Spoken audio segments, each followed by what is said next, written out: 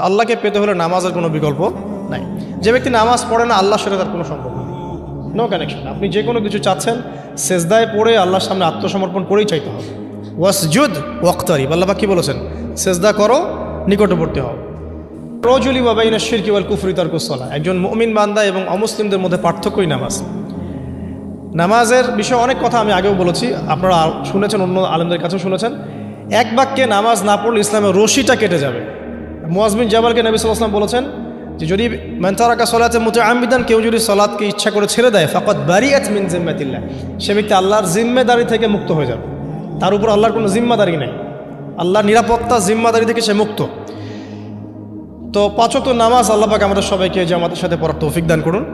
এর পাশাপাশি নফল নামাজ বাড়িয়ে দেওয়ার তৌফিক দান করুন, এবং স্পেশালি তাহাজ্জুদের নামাজ যদি পারেন 2 রাকাত হলেও নিয়মিত তাহাজ্জুদের নামাজ পড়ার তৌফিক আল্লাহ পাক আমাদেরকে দান করুন। আর নামাজের বাহ্যিকতা নিয়ে এত বেশি ঝগড়ায় যাবেন না।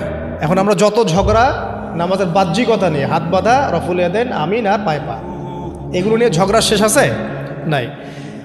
ইসলামের বিরোধী শক্তিরা হাত ভেঙে ফেলার পায়তারা করে ফেলেছে অলরেডি।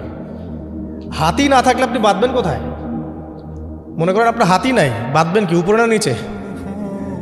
তো এই হাত তো ভেঙে ফেলার পায়তারা করা হয়েছে।